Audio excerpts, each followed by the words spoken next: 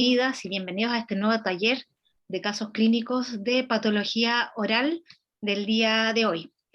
En este día tengo el honor de presentar a uno de los profesores con mayor experiencia en el área, uno de nuestros referentes a nivel nacional, es el doctor Benjamín Martínez Rondanelli. Él es profesor de patología general, oral, medicina oral, bioestadística en la Escuela de Odontología, Facultad de Ciencias de la Universidad Mayor en Santiago, y tiene un Master en Science de la Universidad de Alabama, Birmingham, en Estados Unidos. Así que muchas gracias, doctor Martínez, por estar acá con nosotros, por compartir su experiencia, y lo dejo para que pueda compartir su presentación. Pues, muchas gracias, Karina, y saludos al doctor Ricardo y a todos los colegas o alumnos que nos acompañan a esta reunión. Espero que sea útil para todos. Voy a compartir mi pantalla y entramos en materia inmediatamente. Bueno, y como decía, muchas gracias por la invitación y poder compartir nuestros casos con ustedes. El primer caso que vamos a ver se trata de un hombre de 34 años que llegó con derivados porque tenía esta tumoración, como ven ahí, a nivel de la encía lingual. La historia médica anterior relató que no tenía nada en especial. Este tumor está presente desde hace un mes y, como ven, tiene una coloración blanquecina en la parte como más apical. Previamente, antes de que yo lo viera y tomar esa foto, nos habían enviado esta interconsulta por WhatsApp diciendo que qué podría ser esta tumoración. Le dijimos que habría que verla y biopsiarla. Este es el momento de consultar. La lesión que tenía, como ven, llega casi hasta el piso de boca y compromete a la zona de los dientes anteroinferiores, especialmente los incisivos centrales y laterales, y hasta el borde del canino. ¿Alguna pregunta o algún diagnóstico de los alumnos? Ojalá, porque la idea es que ellos tengan este caso, a ver y qué harían ellos o qué se les ocurre preguntar. Volviendo a la imagen clínica, es un hombre de 34 años, de profesión arquitecto, y que presenta esa lesión. Según él, estaba en buenas condiciones, no tenía ninguna otra lesión en boca, ni en piel, ni en ningún otro órgano, al momento de consultar. ¿Alguna opinión de los asistentes con el doctor Moreno? Ya tenemos nuestra hipótesis diagnóstica, pero igual sería bueno. Por aquí está María del Mar Venturino, dice laboratorio. Me imagino que querrá saber si tienen algún examen de laboratorio. No, según él que estaba bien, todo. En el momento que consultó, dijo que no había bajado de peso, no tenía ninguna sintomatología, nada. Ya, no hay sintomatología entonces natal. No, y no hay antecedentes de examen de laboratorio. ¿Y sangramiento relata, por ejemplo, el cepillarse los dientes? Sangraba un poco esa lesión, sí.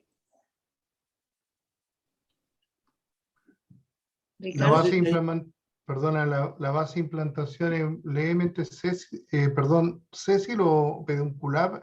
Da la impresión de que está pedunculada en alguna parte, Sí, ¿no? se podía levantar un poco por esta zona más a la derecha, pero en general era más bien sésil.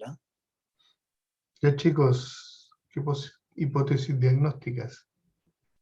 Aquí nosotros al principio del semestre hicimos un repaso de algunas lesiones que podríamos ver en encía, que por ahí podrían a lo mejor pensar que vemos un poquito de tártaro en el grupo lingual, en el grupo quinto. No sé si eso también les podría estar asociado al desarrollo de esta lesión. ¿Alguna opinión al respecto?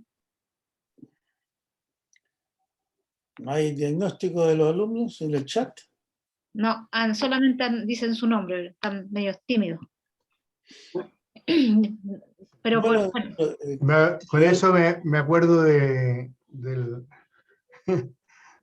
del doctor Aguirre, cuando decía que más vale callar y parecer un ignorante antes de abrir la boca y disipar todas las dudas.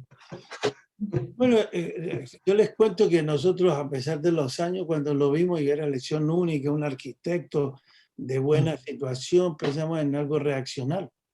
Pero pues Claro. indudablemente que puede tratarse Claro, de otra cosa. lo que pasa es que aquí hay que tomar en cuenta dos aspectos principales. Una es el aumento tumoral, primero que nada, y después el aspecto del color, ese rojo violáceo que puede ser indicativo de algunas lesiones, ¿ya? Con algún tipo de componente vascular, ¿ya? Entonces, como hipótesis diagnóstica, podríamos pensar inicialmente en el granuloma periférico de células gigantes, por el color, pero como aleación reaccional. Pero no hay que dejar de lado la posibilidad de que se trate de un sarcoma de Kaposi, ¿ya? Que rara vez se ven ahora en realidad, pero asociado a VIH, ¿ya? Esa por También, lo menos podría ser hipótesis también diagnóstica. en encía a veces pueden haber metástasis de algún cáncer y eso ¿Ya? también es importante tener en consideración, que yo podría pensar como otra hipótesis diagnóstica, pero pensando obviamente primero en lo mismo que decían, ¿no? Partiendo de una base de una lesión reaccional. Exactamente, una lesión reaccional, y dentro de las lesiones reaccionales en la encía hay que poner ahí en la balanza el granuloma piogénico, al granuloma periférico de células gigantes, como dijo Ricardo, fibroma osificante periférico, y hiperplasias gingivales a veces inflamatorias también pueden presentarse ahí a nivel gingival. Indudablemente que por el color rojo violáceo más parecería para un granuloma periférico de células gigantes. Y como dice Karina, dijo también Ricardo, sarcoma Kaposi y metástasis son otra alternativa. Pero el paciente, como relataba, un estado de salud bueno y se veía un tipo sano, y según él que se había hecho exámenes y estaban todos normales, nosotros pensamos en un granuloma de células gigantes. Y hicimos la biopsia y esto es lo que nos encontramos. Una lesión ulcerada con gran cantidad de vasos, como ven acá. De estos vasos algunos tienen un lumen más amplio, otros más pequeños, algunos se ven ovalados, otros se ven más alargados esos lúmenes, y a mayor aumento vemos gran cantidad de glóbulos rojos en algunos vasos, pero también en el intersticio, como se ve acá arriba, que hay glóbulos rojos extravasados.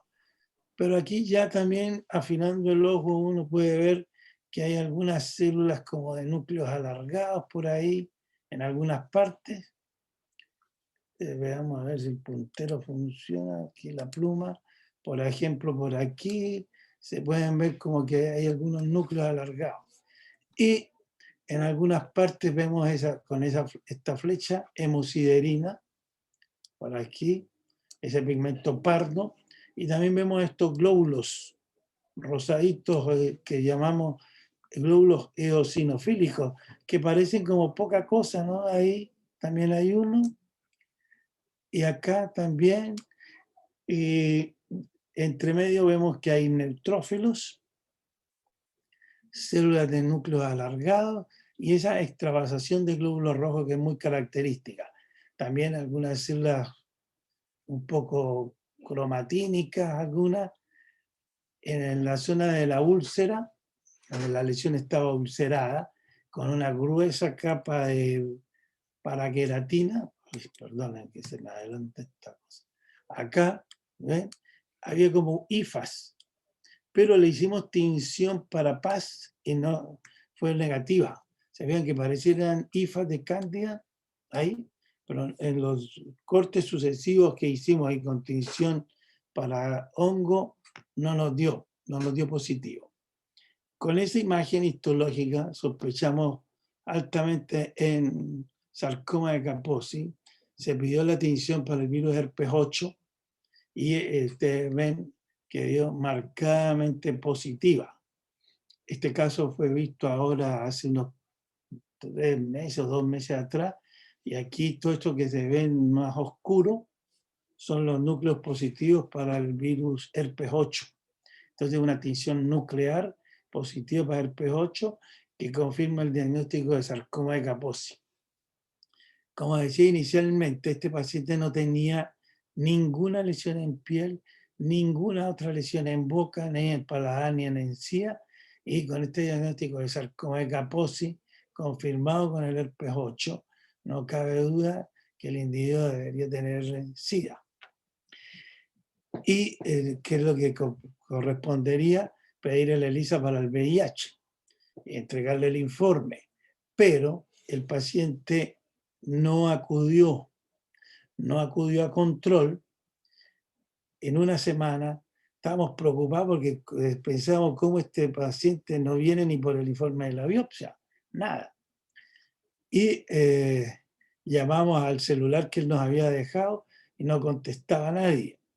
Entonces, no sabíamos qué pasaba porque no teníamos antecedentes de ningún familiar y llamamos a la dentista que nos lo había derivado, la doctora, bueno, el nombre no importa, y ella nos dice que por qué no le hemos mandado el informe a ella. Entonces le digo, no, es que yo pensaba que el paciente iba a venir a buscarlo.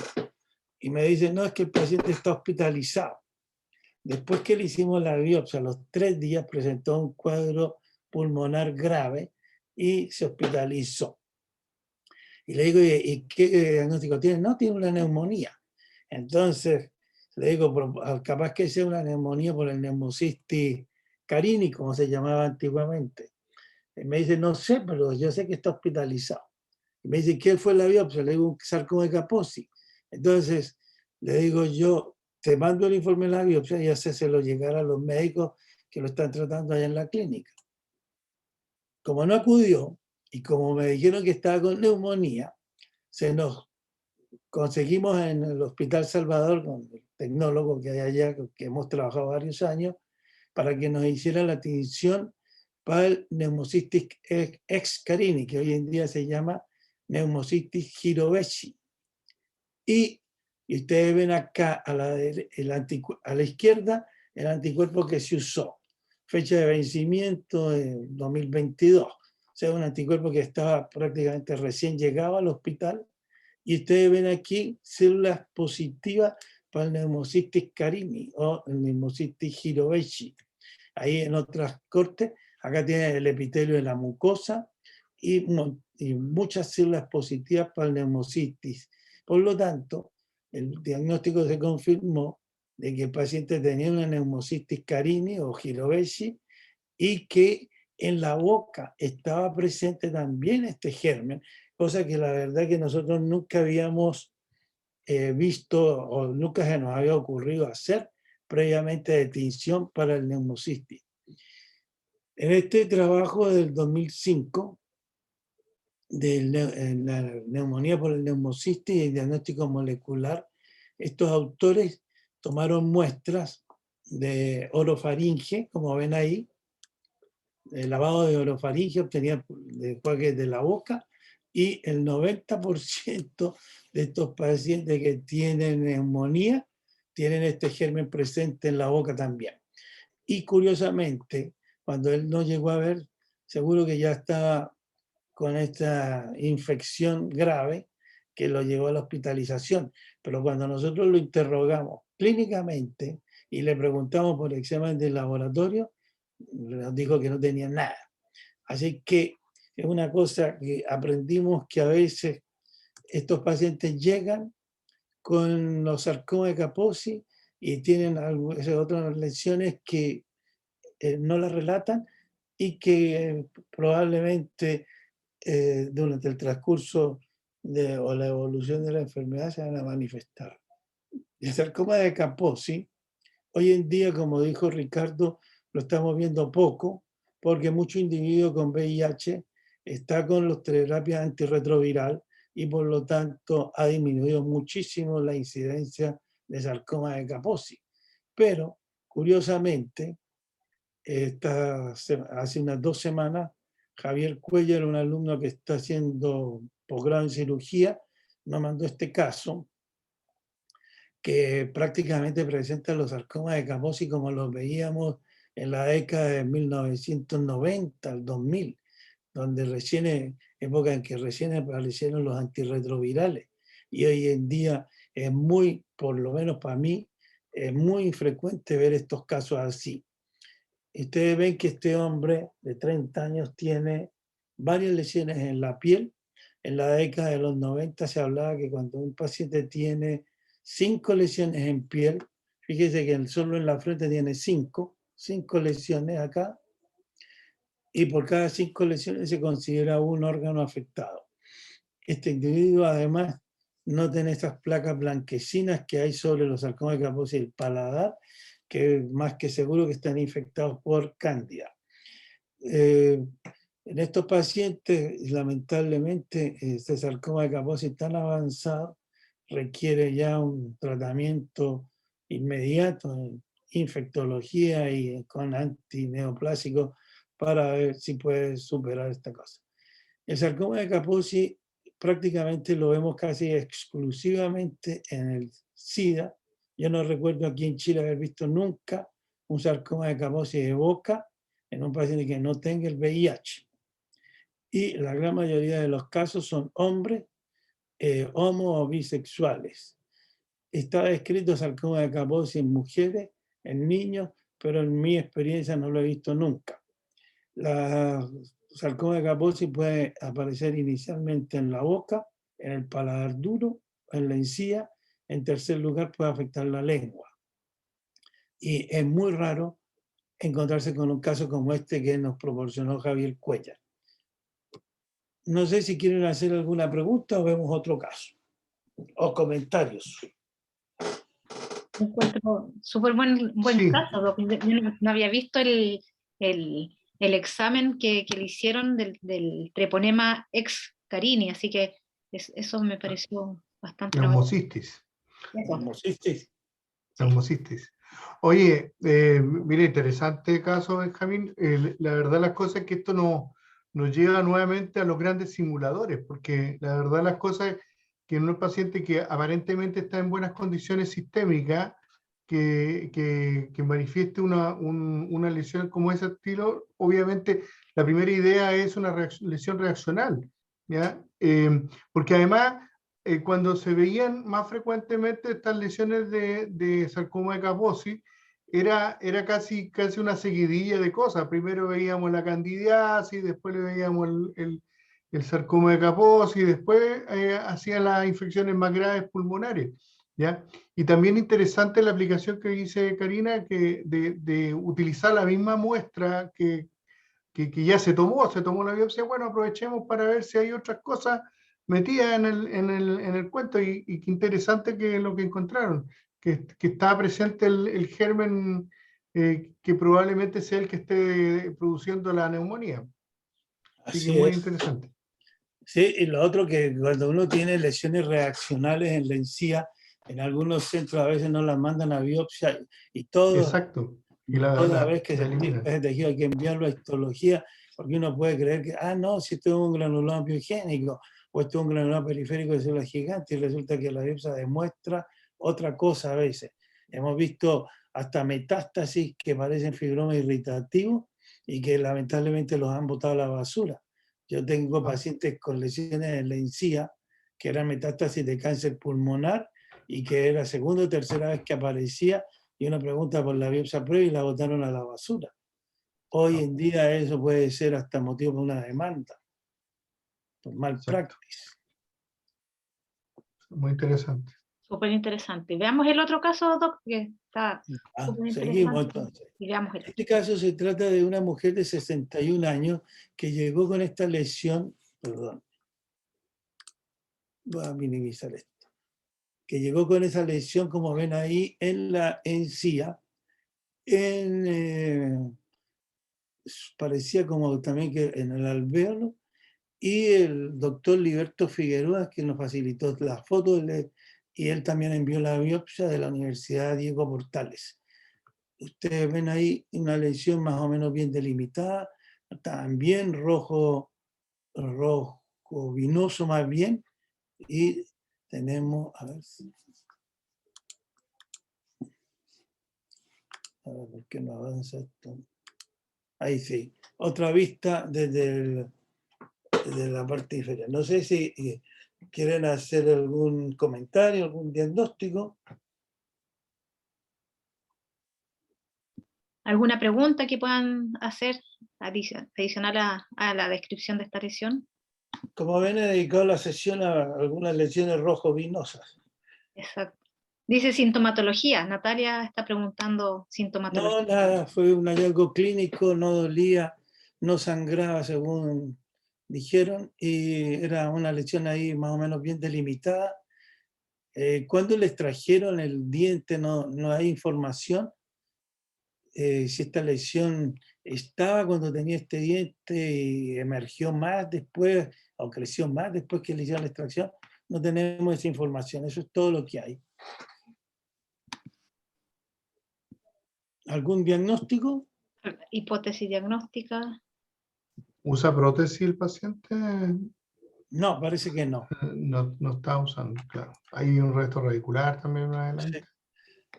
Con la foto anterior, yo ahí vuelvo a la misma hipótesis diagnóstica, empezando con lesiones reaccionales, y yo, tiene que cara un granuloma periférico de células gigantes, y ese como sería lo primero que me imaginaría yo. Pero Ya. no creo que sea eso. Tiene pinta, pero también podría ser una metástasis. Es que están todas las lesiones. El tema aquí son los grandes simuladores. Yo creo que concuerdo totalmente con Benjamín con respecto a de que si uno ya tiene el caso y va a determinar una acción quirúrgica, obviamente aquí falta información. Por ejemplo, falta una radiografía, ¿ya? Un examen imagenológico. Ahí está la radiografía. Ya. Hay una lesión como en saca bocado, me da la impresión en relación Sí, un al, poco por aquí, sí. ¿cierto? Y al otro lado también, un poquitito más atrás de donde Sí, más atrás también da la también, impresión. ¿Por acá? ahí redondita. Y Sí. Y si me abajo apuráis en la tuberosidad del otro lado. y en la mandíbula también se ve una zona media radiolúcida, en el ángulo de la mandíbula. Como ¿A que dónde? al ver Esto por- No, eso puede ser arriba, efecto del... un poquitito más arriba, es que se ve como media alargada. Ahí, ¿Esto? eso No, sí, pero esto es ahí de eh, la. Efecto es de del de la radiografía. imagen. Ah, ya. ¿Que con eso cambian el diagnóstico o se mantiene el granuloma periférico? No, me da la impresión de que es una lesión multicéntrica. O Algún sea, tipo de linfoma o algún tipo de... Incluso una exteriorización de algún un mieloma múltiple o algo así. Aquí habla María del Mar Venturino y dice PTH. Me imagino que querrá decir tumor pardo del hiperparatiroidismo. ya. ¿Puede ser? Bueno, esta es la biopsia.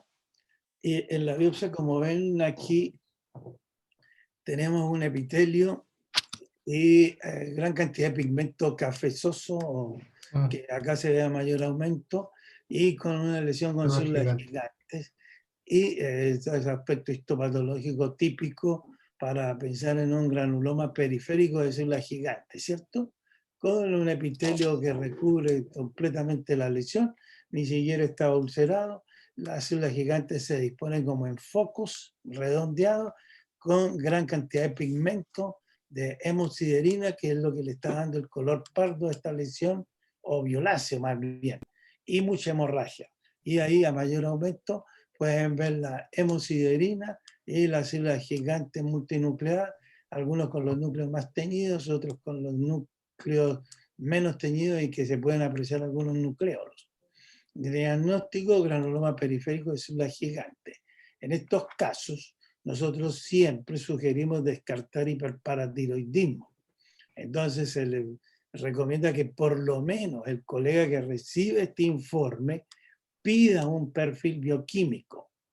Y ese perfil bioquímico puede encontrarse con que el calcio esté elevado, el fósforo también, y puede haber alteraciones en la fosfatasa alcalina. Y después pida la PTH. Eso se hizo así y se encontró que estaba elevada la PTH.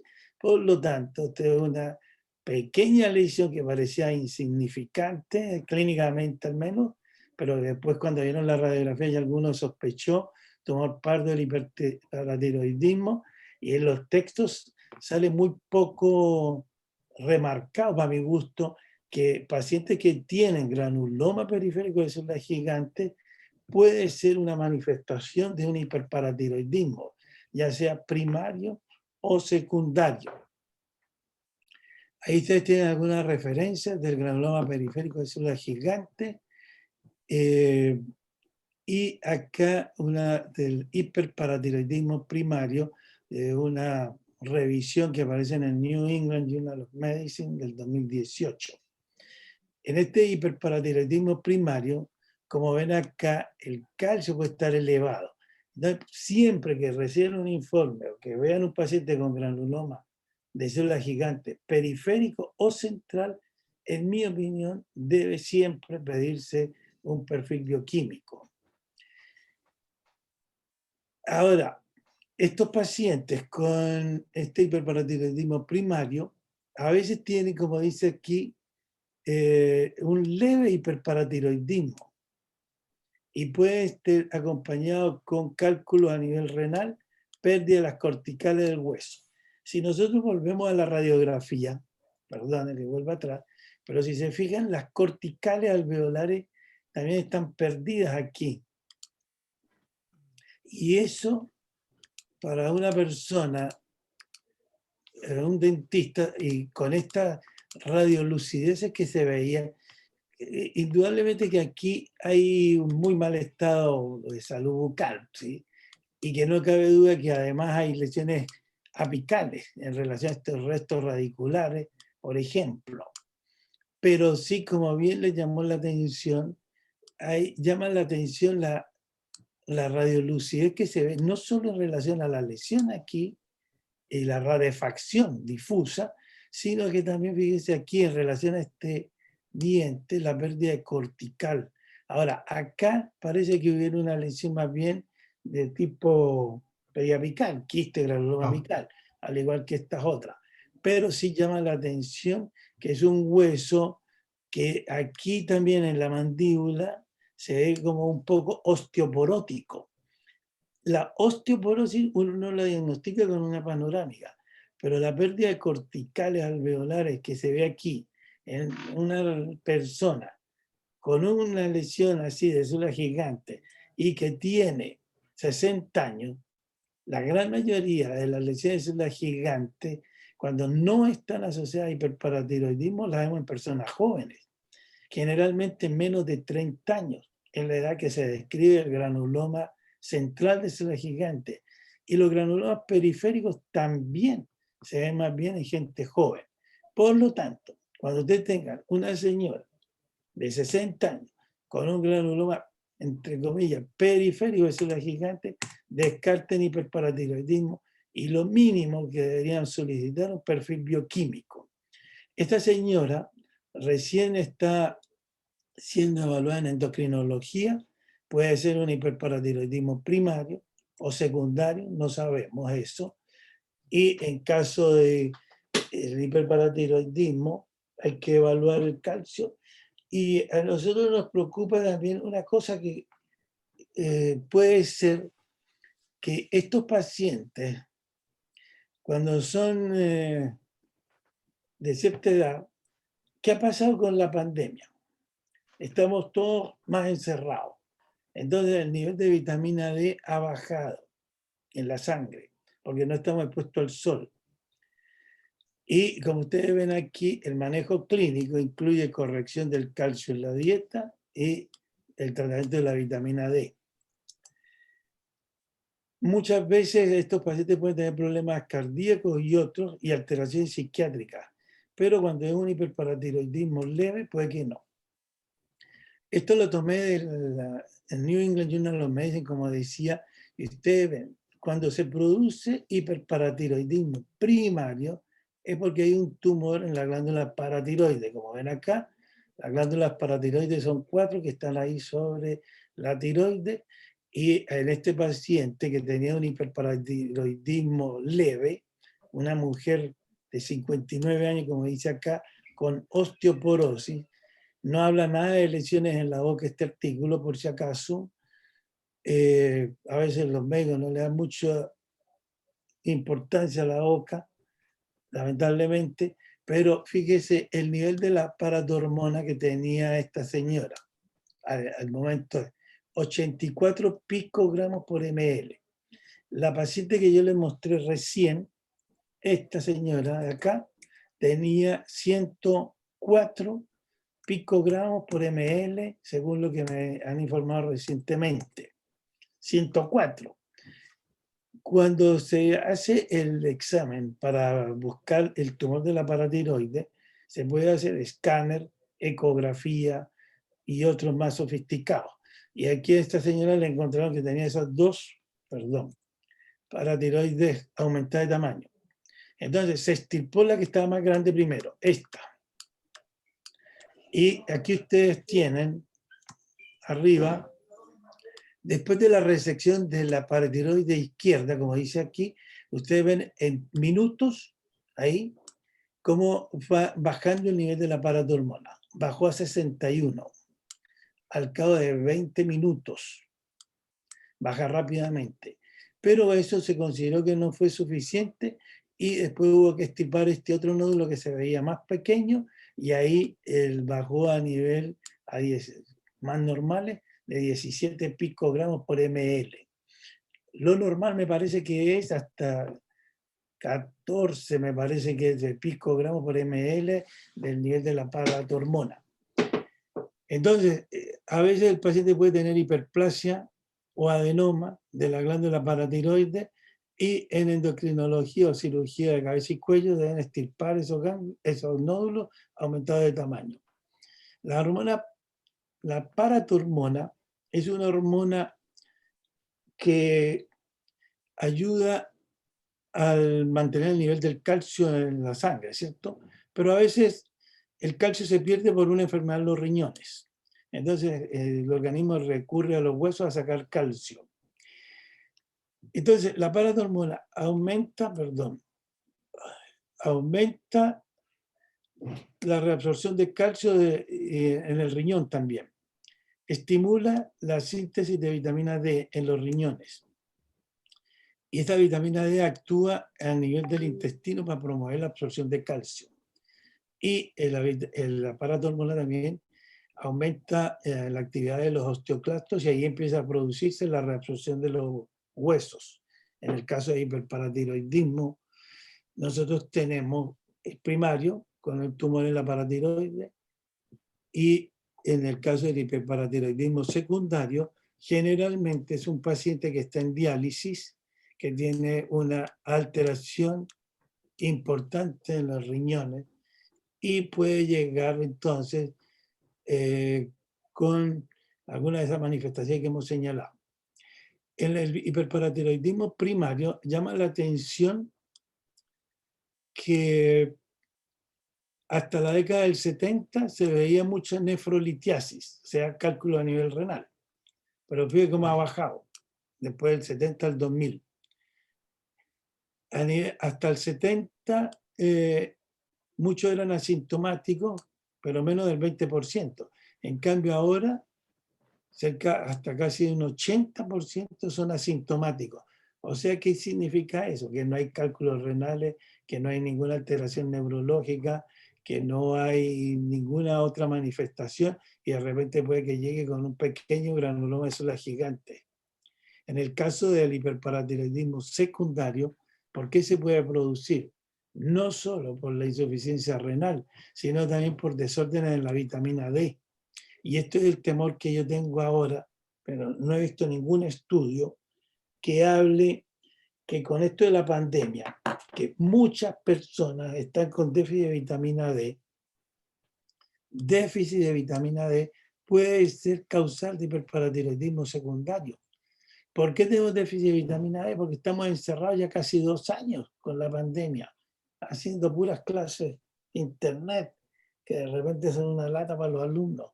Ojalá que esta presentación no haya sido una lata y no se hayan quedado dormidos.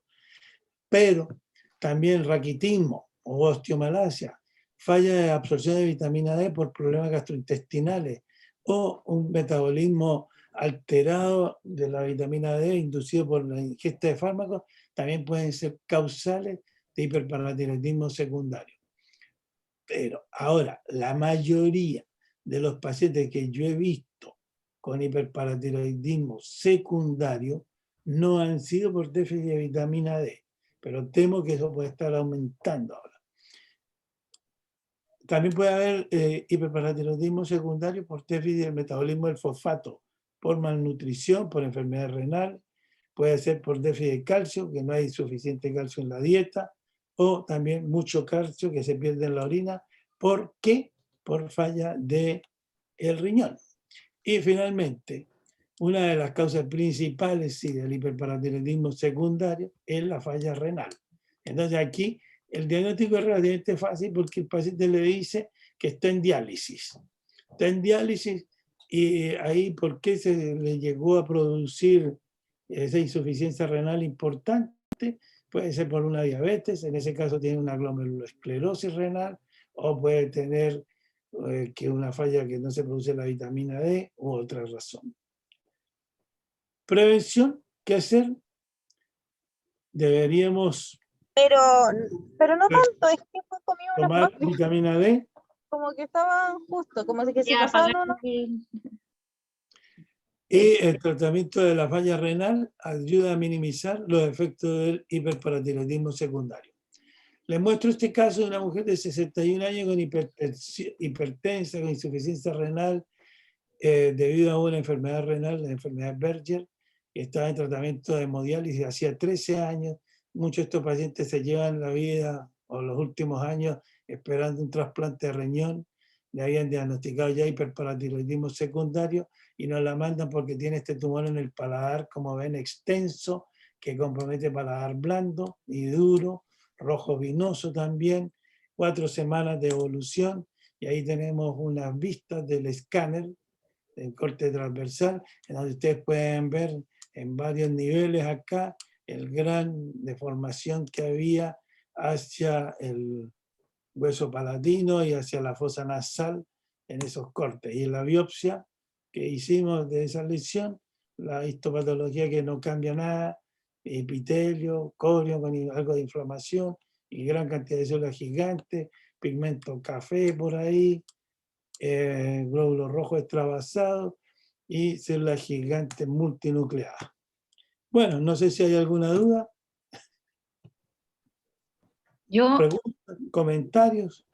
le quería comentar, Doc, que sus dos casos nos vienen como anillo al dedo, porque justo los chicos la próxima semana tienen prueba hemos hablado de pacientes con VIH-Sida y pacientes con enfermedad renal, así que de aquí vamos a sacar algunas preguntitas para aquellos que vinieron y pusieron atención. Pero súper interesante, y lo que quería comentar era que sí, coincido con usted de que en general nosotros acá también estamos pidiendo la vitamina D en los pacientes en la clínica de medicina oral, en las lesiones que son leucoplásicas, y en general también sería como protocolo acompañar la solicitud de la vitamina D con la PTH, porque podemos tener esos resultados, tal como usted dice, que podemos tener este déficit asociado a un hiperparatiroidismo, ya sea primario o secundario.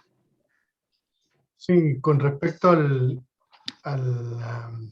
hiperparatiroidismo secundario, también, también indicar que por este mismo déficit de la vitamina D muchas veces y por este hiperparatiroidismo secundario podemos tener la hipercalcemia. Y hay que entender que el calcio compite con el sodio por el sistema nervioso, ¿ya? Por lo tanto, los pacientes además pueden presentar algún cuadro depresivo que puede ser solamente atribuido a la hipercalcemia. Estados de confusión mental, de pérdida de equilibrio, de dolor muscular, dolor óseo, ¿ya? Que puede estar asociado precisamente a la hipercalcemia.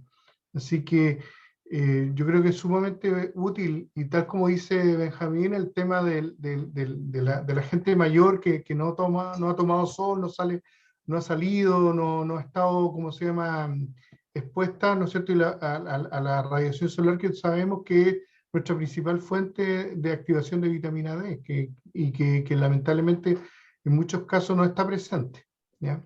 Entonces, muy bueno. Y es casi, en estos momentos, casi una epidemia. O sea, a mucha gente le estamos pidiendo vitamina D y precisamente la tienen baja.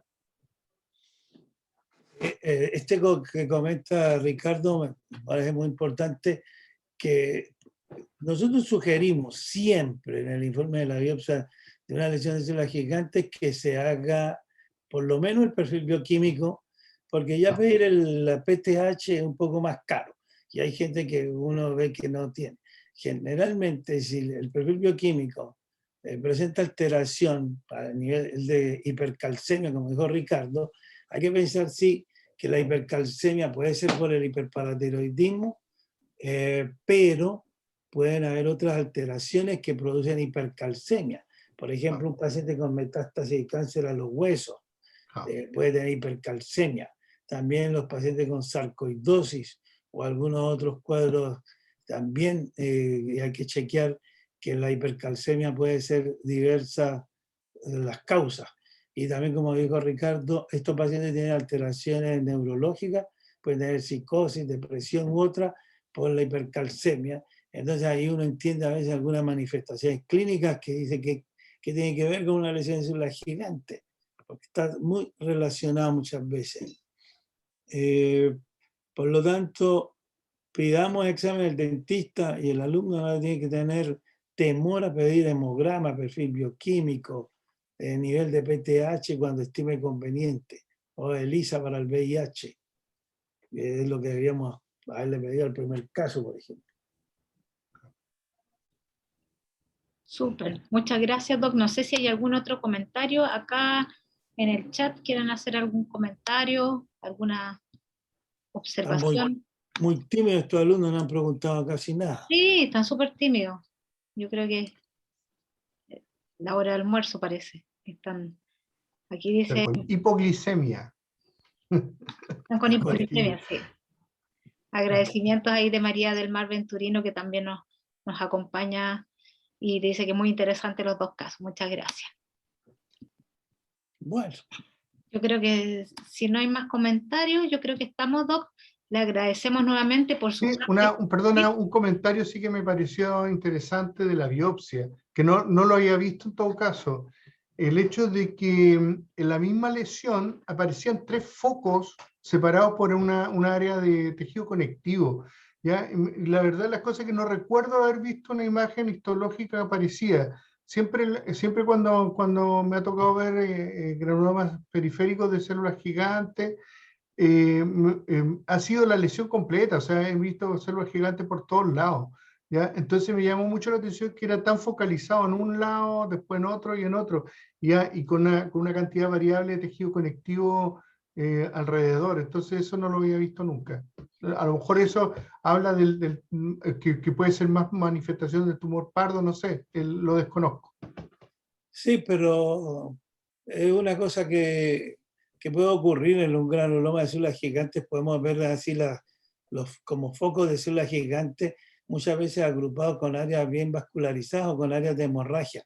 Pero como te digo, yo nunca había visto un granuloma, sobre todo periférico, que con exteriorización, que en alguna parte estuviera como focalizado, que estuviera con un rodeado totalmente de tejido conectivo, ¿ya? Y separado del otro, o sea que fácilmente tú puedes distinguir, aquí hay uno, aquí hay otro y aquí hay otro. Casi siempre una cosa difusa que está subepitelial.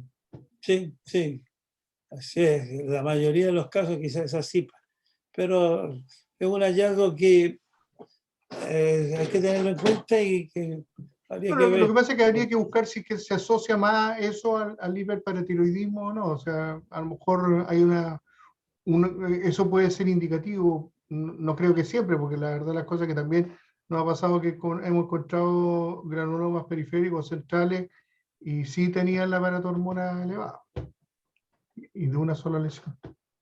Eso. Gracias. Sí, gracias, Benjamín. Muy Gracias, bueno. Doc, nuevamente por la... Ay, se me había olvidado que le vamos a poner ahí su certificado que le vamos a enviar al correo. Un segundito, un segundo para mostrarle.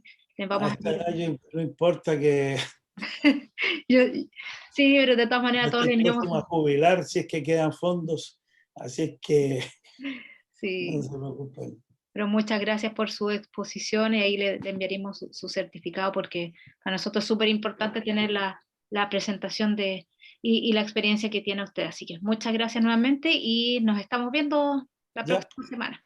Que Ok, estén muy que bien. esté muy bien. Agradecido, gracias. Gracias por la Chao. invitación nuevamente, que estén bien. Gracias. Chao.